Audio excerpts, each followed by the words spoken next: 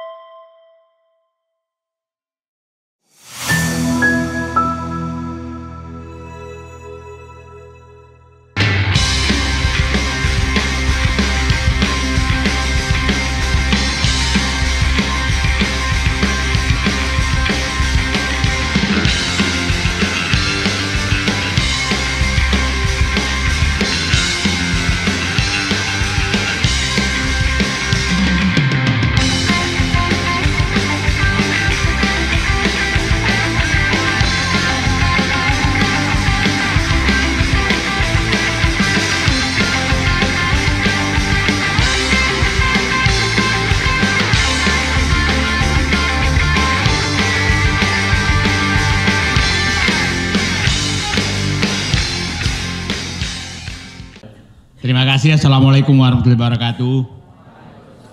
Bapak-bapak dan ibu, adik-adik mahasiswa, kami rombongan ini 2 hari, ini hari kedua, mendatangi sumber-sumber yang membuat Indonesia gelap. Penyebab Indonesia gelap. Kemarin kami di Solo, hari ini di Jogja. Apa yang kami inginkan adalah menuntut 2 kota ini untuk ikut bertanggung jawab atas gelapnya Indonesia. Solo penyebabnya 2, dosanya 2. 1, dia bikin kami terpaku semua dengan SMK. Dan orang Solo ikut terlibat terhadap SMK itu. Yang kedua, orang Solo juga ikut terlibat tentang asal-usul keturunan penyebab kegelapan ini. Nah, jadi kita mendatangi kemarin supaya mulai dari Solo menebus dosanya terhadap bangsa ini. Hari ini kita di Jogja. Di Jogja 1 penyebabnya ijazahnya nggak jelas, tapi bukan dari kampus ini. Jadi saya katakan penyebab Indonesia gelap, Solo 2 andilnya, Jogja 1 andilnya. Jadi supaya Indonesia tidak gelap gulita, maka bangkitlah Solo dan Jogja menebus dosanya terhadap memunculkan penyebab kegelapan ini. Nah, sehingga kami tetap temanya adili Jokowi. Nah, bangsa ini bisa menjadi gelap gulita setelah pidato Presiden Prabowo 15 Februari. Awalnya kami mengharap bahwa setelah gelap terbitlah terang. Ternyata 15 Februari bisa menjadi gelap gulita. Karena ternyata bukan lagi hanya melanjutkan, malah ingin kita memuji-muji penyebab kegelapan itu. Ndasmu. Nah, ini kita semua bingung, mahasiswa harus menjadi bingung. Yang saya menjadi pertanyaan sekarang, gugatan mengingin gelap hashtag Indonesia gelap menghilangkan penyebab kegelapan itu. Penyebab kegelapan adalah adili Jokowi. Kok hilang sekarang itu? Seakan-akan penyebab kegelapan ini adalah kebijakan baru. Padahal sebenarnya penyebab kegelapan adalah kebijakan Joko Widodo. Tapi diteruskan, tidak berani Prabowo mengkoreksi. Jadi menurut saya ini paketnya harus lengkap. Penyebab kegelapannya harus diusut, yang melanjutkan kegelapannya kalau mau ya dituntut juga gitu. Jangan hanya yang melanjutkan. Nah, jadi apa sih penyebab kegelapan yang paling berat sekarang adalah 1, kebohongan, 2, keculasan, 3, kelicikan, dan 4 adalah kebodohan kita semua. Itu. Dan itu kita harus akhiri, kebodohan kita semua. Nah, begini. Ini saking takutnya mungkin presiden sekarang, itu sebenarnya dosa-dosa Joko Widodo itu ditutupi dengan kata-kata efisiensi. Anggaran.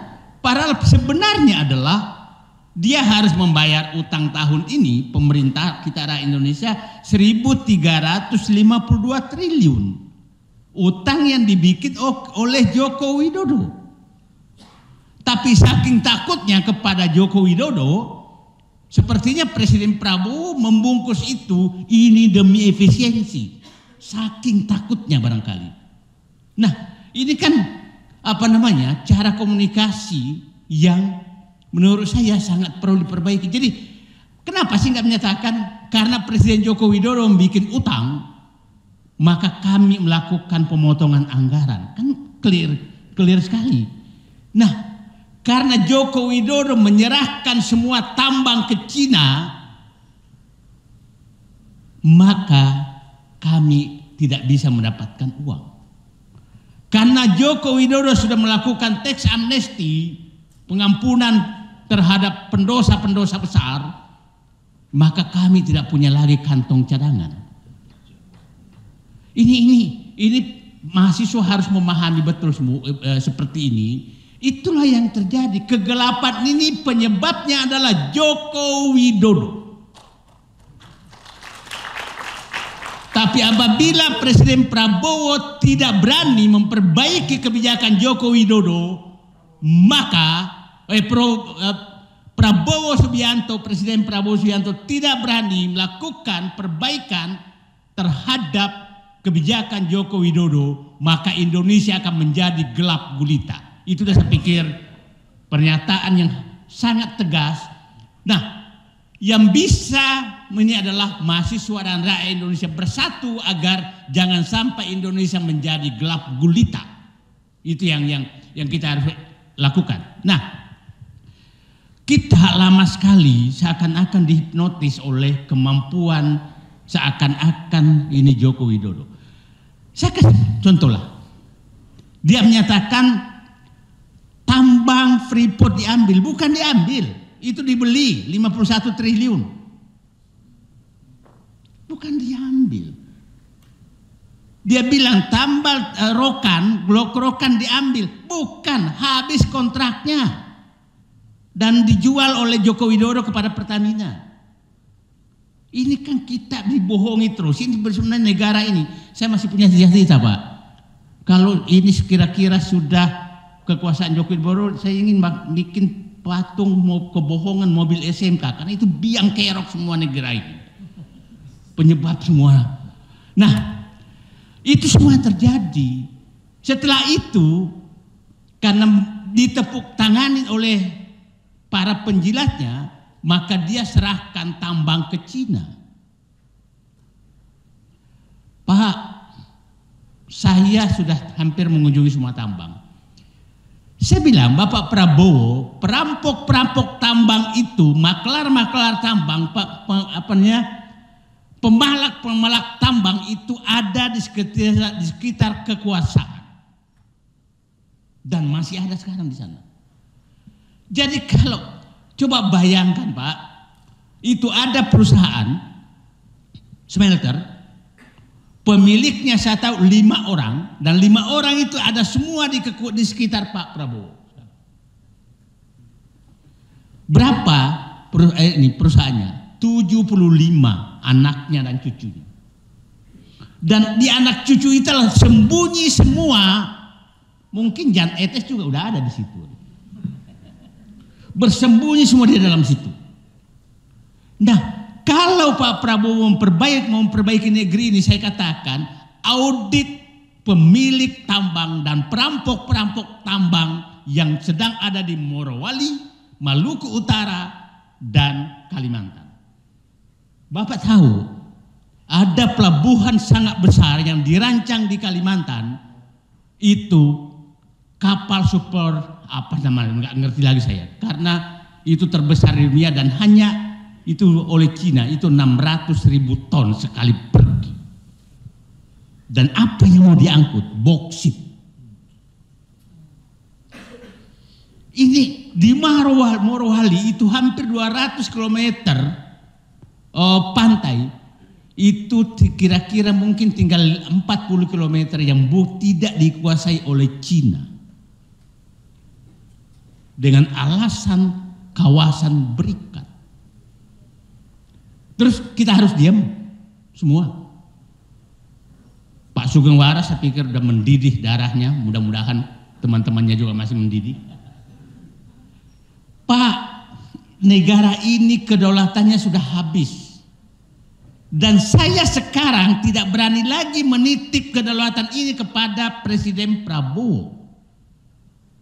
Karena pidato tanggal 15 Februari.